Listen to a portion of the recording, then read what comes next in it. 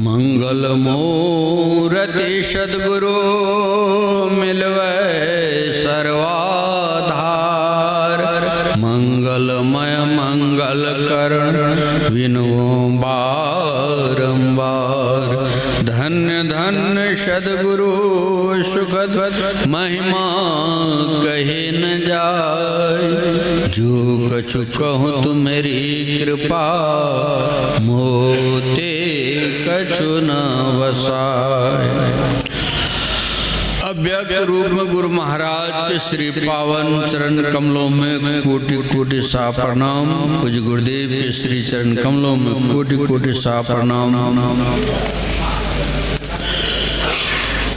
समेत समादरणीय मुद मंगलमय साधु समाज, सत्संग प्रेमी माता एवं बहनों सभी को मेरा नमन। अभी पाठक्रम श्रवण के उस पर दृष्टांत श्रवण कर रहे थे, बहुत अच्छा सुना रहे थे आप लोगों को जो है पूर्ववक्ता पाठ में आया। महोपनिषद से श्रवण कर रहे थे, वेद मंत्र से श्रवण किए तो जगत प्रसव करता ईश्वर का तत्व ज्ञान प्राप्त करने के लिए कहते हैं बुद्धि योग सत्संग।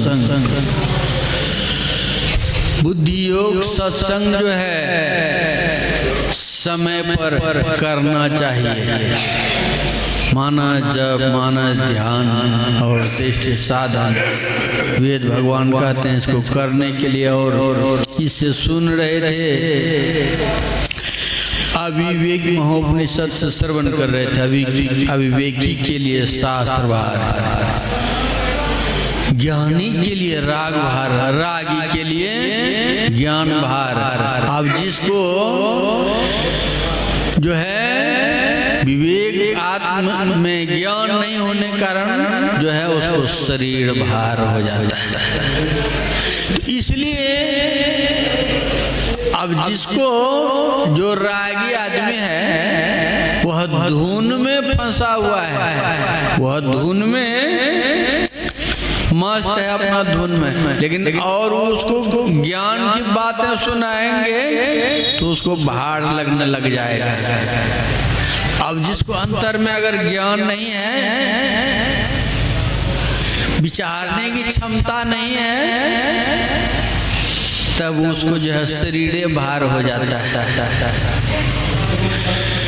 यह आगे सुन रहे थे मोक्ष के द्वार पर जो है 4 द्वार पाल रहता है,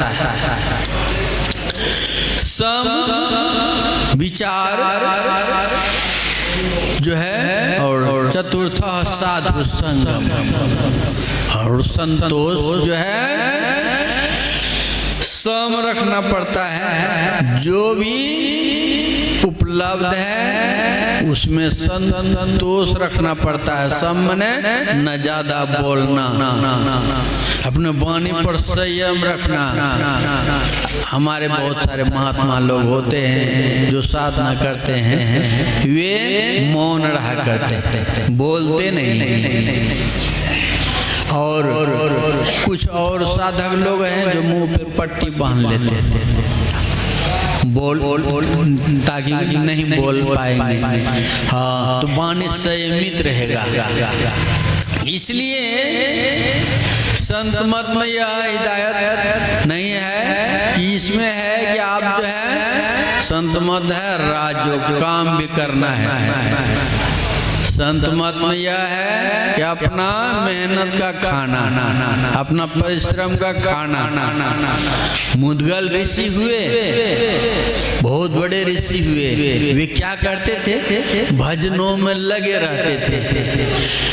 वे भजनों में लगे रहते थे, खाने के लिए एक दिन का भी उसके घर में था नहीं कुछ, लेकिन भजनों में लगे रहते। यह नहीं कि कल क्या खाना है, उसका चिंता नहीं, बर्तों में लगे रहते थे। बर्तों में जब लगे रहते थे, जब खाने की अब समय आया क्या खाना है, जब किसान जो बाली काट करके ले आते थे, वहां पर जो अन्न गिरा हुआ रहता था उसको चुन करके, उसको ला करके, उसको धो करके, सुखा करके, उसी को जो है कूट करके जो है उसमें से 4 भाग बनाते थे। 2 अपने जो है पति पत्नी, 2 लड़का और बहू, 4 सदस्य थे वो लोग। 4 थे तो जो भोजन बनता था उसका 4 भाग बनता था। 4 भाग बना करके आपस में बांट लेते थे। आपस में बांट करके तब जा करके जो है, और रोज खाना नहीं बनता था, 15-15 दिन में जो है खाना बनता था, और भगवान के भजनों में लगे रहते थे। तो ऐसे करते रहने पर जो है यह बात जो है दुर्वासा ऋषि के कानों में पहुंच गया। और दुर्वासा ऋषि जो है कहा कि संसार में मेरा प्रताप है, और ये कहां से आ गया ये दूसरा, मेरा लोग यश गान करता है, ये कहां से आ गया दूसरा जो है। उसने कहा कि नहीं, जाकर के देखना, इसका परीक्षा लूंगा। वे आ जाते हैं, आने के बाद जो है जब भोजन का समय हुआ आकर के बैठ जाते हैं, तो मुद्गल ऋषि ने कहा गया अतिथि आए हैं, मेहमान आए हैं, पहले जो है उनको खिला देते हैं।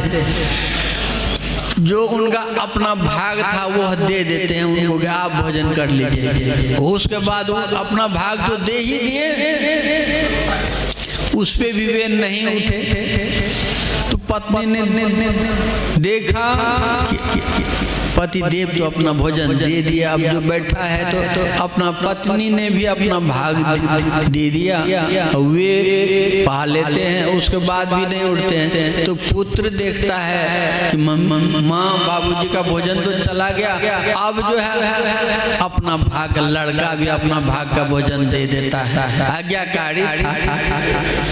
अब जब लड़का दे दिया उस पर भी नहीं उठे, तो चौथा भाग जो था बहू का, वह बहू भी दे देती है कि अब सब कोई दे दिया तो मैं अकेली कैसे खाऊं। उसने भी दे दी जो है अपना भी भोजन। तब जाकर के जो है वे उठ करके जाते हैं। तब जाकर के वे चारों का भोजन खा लिए, उसके बाद चले गए। अब जो है फिर इसी तरह का क्रम से जो है 3 महीना तक जो है उन लोगों का भोजन आकर के ऐसे ही खा जाया करते थे। अब भूख के मारे जो है, अब जो है शरीर जो है इसी तरह जो है पानी वगैरह पी करके, पत्ती उत्ती खाकर किसी तरह समय बिताते थे।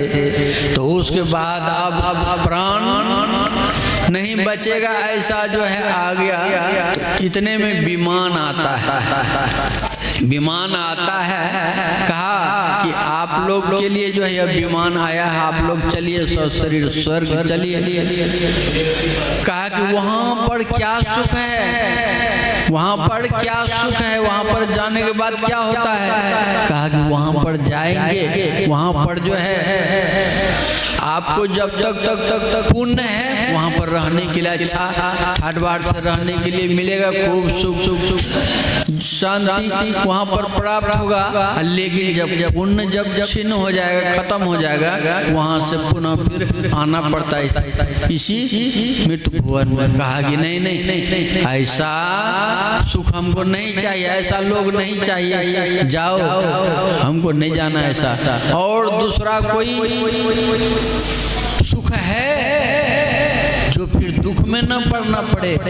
कहा कि हाँ वह यह है, वह भक्ति भजन करना पड़ेगा, ध्यान करना पड़ेगा।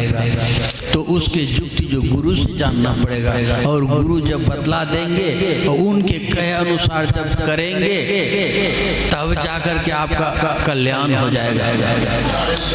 जो है उसने जब कहा ऐसी बात, कहा कि तब अब जाओ, मुझे नहीं जाना है। वे आ गए, गुरु की खोज करने लग गए, गुरु से युक्ति जान करके वे अभ्यास करने लग गए। तब तो बहुत किया था, लेकिन उससे कल्याण नहीं हुआ। तब युक्ति जान करके जब ध्यान करने लग गए, तब जाके उसी के लिए गुरु महाराज कहते हैं कि ध्यान बिनु नहीं शांति आवे, लोग हूँ कितना हूँ गिरे, तो मूल है। गुरु जी कहते दल बहादुर बाबा, संसार का काम भी जरूरी है और आत्म कल्याण का साधन भी जरूरी है, दोनों काम जरूरी है।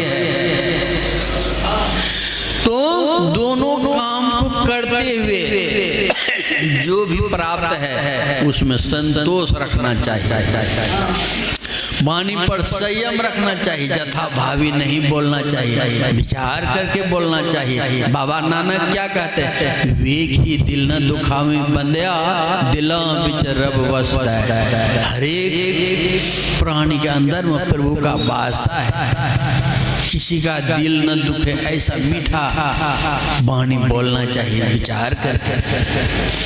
हाँ, कड़ा शब्द नहीं बोलना चाहिए। हाँ, किसी का आत्मा दुख गया तो वह नहीं भी कहेगा, वहां से शाप निकल जाता है और वह शाप जो है कर्म बन जाता है, और तब वह दवाई से नहीं छूटने वाला, तब वह झेलना ही पड़ेगा, वह झेलना ही पड़ता, तब वह कटने वाला नहीं है।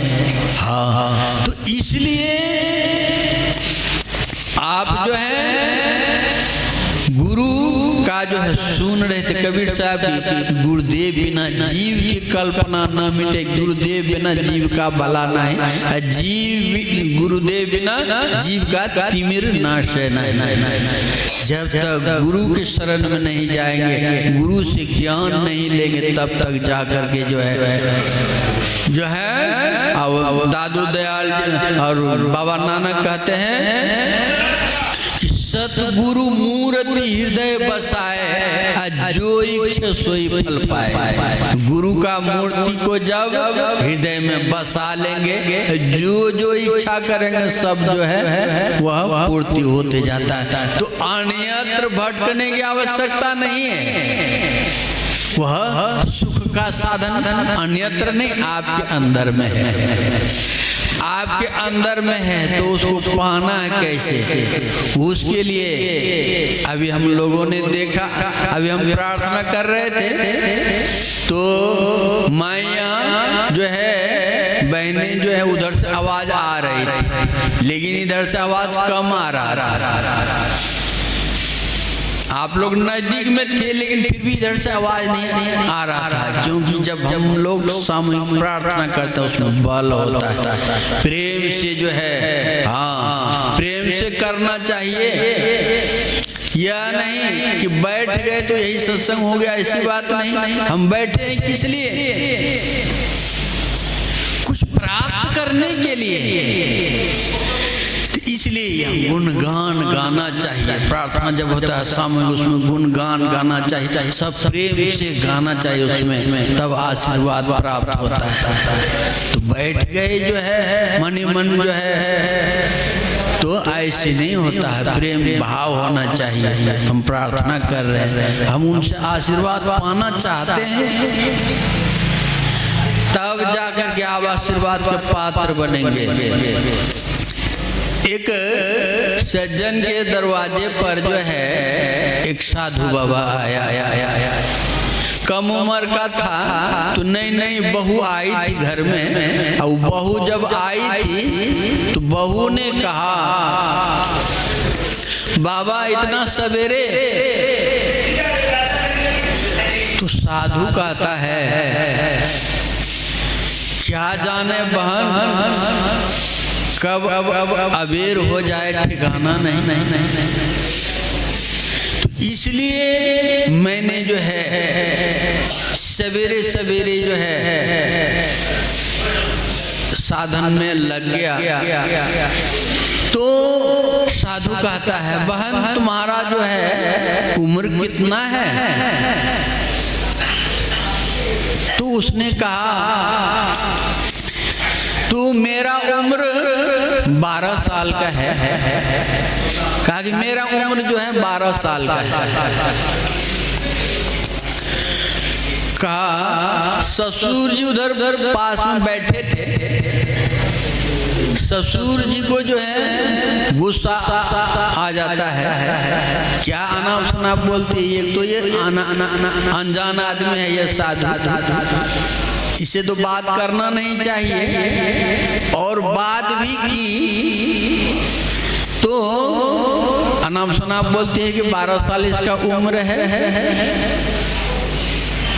उसके बाद वो साधु पूछता है कि तुम्हारा जो है पति का कितना उम्र हुआ? तो उसने कहा कि उसका 8 साल हुआ है। और ससुर का तो उधर और भी जो है गुस्सा बढ़ते जा रहा है। अब इसका 12 साल, हमारा लड़के का जो है 8 साल है।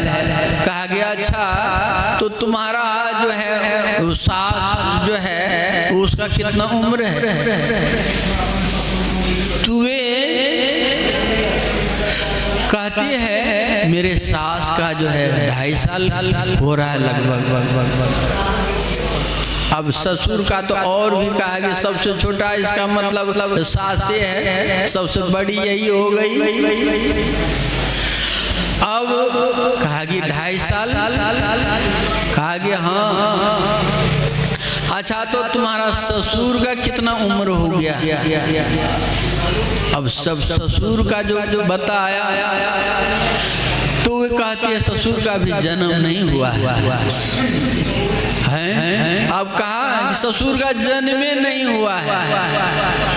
अब जब ससुर का जन्म नहीं हुआ, ससुर को जो है पारा गरम हो गया, बहुत गुस्सा आया। कहा कि मेरा जन्म नहीं हुआ है तो ये आई कहाँ से? हमारा जन्म नहीं हुआ है। अब गुस्सा से ससुर को रहा नहीं गया। कहा कि ऐसे कहना ठीक बात नहीं। गया पड़ोस में 2-4 आदमी को बुला करके लाया कि देखिए हमारी बहू जो है, हमारी पतोहू जो है अनाप शनाप बोलती है। जब लेकर के आया तो महात्मा बैठा था, महात्मा भी नहीं गए थे, तो सभी लोग आए बैठे। तो कहा कि क्या बात हुई? कहा कि आप लोग क्यों इकट्ठा हुए हैं? कहा कि ये जो है इनके बहू जो है कुछ बोल दी, इसलिए उनसे पूछना है कि ऐसा बात जो है वे क्यों बोलती है कि उसका 12 साल उम्र हो गया, उसका पति का 8 साल हो गया, और सास का 2.5 साल है, और ससुर का जन्म नहीं हुआ है। महात्मा कहता है सुनिए, आप लोग ध्यान पूर्वक सुनिए, मैं बताता हूँ उसका कहने का आशय क्या है। वे जो लड़की है, वो जो आपकी बहू है, वे सत्संगी घर की है। सत्संगी घर की होने से उसका जो है दीक्षा लेने से 12 साल हो गया। 12 साल हो गया तो मनुष्य का यह शरीर क्या है? यह खोल तो है, मनुष्य का खोल है। लेकिन गुरु महाराज क्या कहते हैं? पूरा मनुष्य तब बनता है जब भजन भेद लेकर के ध्यान करने लग जाता है, तब पूरा मनुष्य हो पाता है। लेकिन अगर जब तक दीक्षा नहीं लिए हैं, यह मनुष्य का खोल है, पूरा मनुष्य नहीं बने।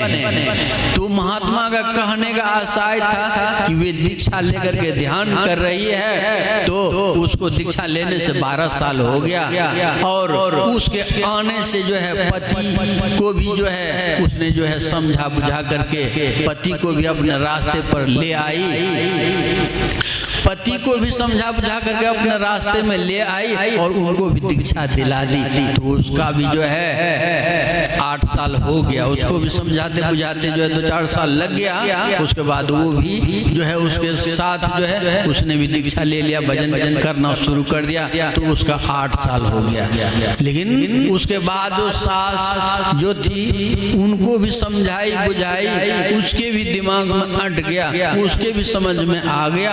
आने से जो है उसके भी 2.5 साल हो गए दीक्षा लेने से।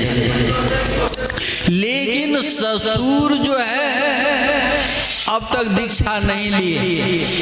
ससुर जी जो है अब तक दीक्षा नहीं लिए, क्योंकि उनके समझ में नहीं आया, तो इसलिए उनका अभी जन्म नहीं हुआ है। तब जाकर के उनके ससुर जी का जो है भ्रम दूर होता है कि क्या दीक्षा लेना जरूरी है।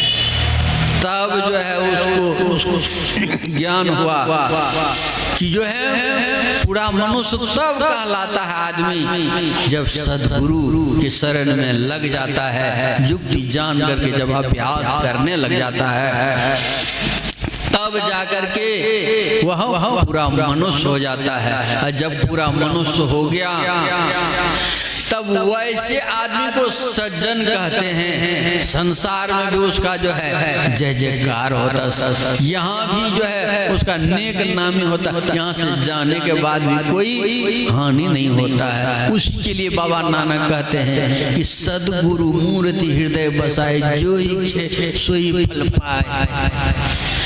गुरु के शरणों में जब लग जाता है तो गुरु जी जो है उसके योगक्षेम का भार ले लेते हैं। गुरु जी जो है उसका योगक्षेम का भार ले लेते हैं और उनका रक्षा करते हैं। गुरु महाराज के समय में जब गुरु महाराज टहल रहे थे, एक व्यक्ति आया, उस पर जो है बड़ा मुकदमा हो गया था। मुकदमा जब हो गया था तो उसने सोचा कि वकील को जो है जो दूंगा भेंट जो है, तो कहीं मेरा पार्टी जो है दूसरा वह हमसे ज्यादा पैसा दे देगा तो उसको जिता देगा, हमको हरा देगा। और जो पैसा जो है मैं वकील को दूंगा वो पैसा मैं गुरु महाराज को अर्पण कर दूंगा। गुरु महाराज के शरण में चला जाता है और गुरु महाराज के शरण में जैसे जाता है, गुरु महाराज टहल रहे होते हैं तो जैसे आया वह आदमी, गुरु महाराज कहते हैं इसका हाथ बांध दो। तो सेवक लोग कहते हैं कि इसको बांध देंगे, इसने क्या बिगाड़ा है।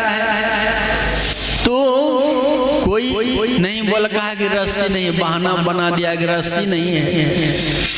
कहा कि रस्सी नहीं है तो इसका धोती है, धोती से बांध दो। अब धोती से जो है लपेट करके उसको छोड़ दिया। वह भी व्यक्ति हिला नहीं, पड़ा रह गया वहीं पर जो है धूप में पड़ा रह गया। उसके बाद गुरु महाराज जब विश्राम के लिए गए, जाने लगे, तब कहा कि अब इसको जो है खोल दो। और जब खोल दिया तो गुरु महाराज ने कहा कि चले जाओ सीधा घर, अब रुकना मत। वह सीधा घर चला जाता है। घर चला जाता है, जाने के बाद वहां से लौट करके आता है जो है 15-20 दिन के बाद वह आदमी फिर वापस आता है और चरणों में पड़ता है। लेकिन सेवक लोग पहचान गए कि यही आदमी का हाथ जो है गुरुजी बांधे थे, आकर के चरणों में गिर जाता है। जब चरणों में गिर जाता है तो जो है वह कहता है कि देखिए गुरु महाराज, हम पर इतना बड़ा विपत्ति आया था लेकिन आपकी कृपा से जो है वह टल गया। तो जो है गुरु महाराज कैसे दयालु होते हैं। अभी सुन रहे थे सतगुरु सुख के सागर जो है वे सुख के सागर हैं। इसलिए जो उनके के शरण में आ जाता है समर्पण भाव से, तब उनका बेड़ा पार हो जाता है। तो इसलिए ऐसे गुरु को छोड़ करके जो है संसार में हम भ्रमण करते हैं, न जाने कितने देवी देव, जब आफत पड़ जाता है आदमी पर जो कितने देवी देव मनाने लग जाता है आदमी, लेकिन एक पर विश्वास नहीं। गुरु जी कहा करते थे दल बहादुर बाबा प्रसंग बस कि एक साधे सब सधे फले फूले आगाए, कि एक का जो है सुमरन करने से, एक का यादगारी करने से, चाहे जिनको आप गुरु मानते हैं, राम को माने या शिव को माने या कृष्ण को मानते हैं, जिनको आप मानते हैं, गुरु एक होते हैं। और उनसे युक्ति जान करके जब अभ्यास करेंगे, उनके शरण में लगे रहेंगे, तब जाकर के आपका उद्धार कर देंगे। हाँ, अन्यत्र जाने की आवश्यकता नहीं है। तो ऐसे गुरु के शरण में लगना चाहिए। हाँ, काम काज को जो है समय से काम भी करना है, समय पर जो है त्रिकाल संध्या भी करना है। जो समय बांध करके काम करता है और सुमरन करता है, यादगारी करता है, तब वह पार उतर सकता है। लेकिन अब समय जगने और सोने का संयम नहीं है, तब वो आदमी क्या कर सकता है? तो इसलिए यह जीवन मिला है, अनमोल मिला है। हाँ, जब गुरु के शरण में जाकर के युक्ति जान करके अभ्यास कर तो जीवन जो है यह अनमोल मिला है। और गुरु के शरण में लग करके जो है समय से जो है प्रार्थना करना चाहिए, यादगारी करना चाहिए, जीवन धन्य हो जाएगा। तो वाणी को ही विराम देते, अब अपराह्न कालीन में विशेष श्रवण करेंगे। बोलिए श्री सद्गुरु महाराज की जय।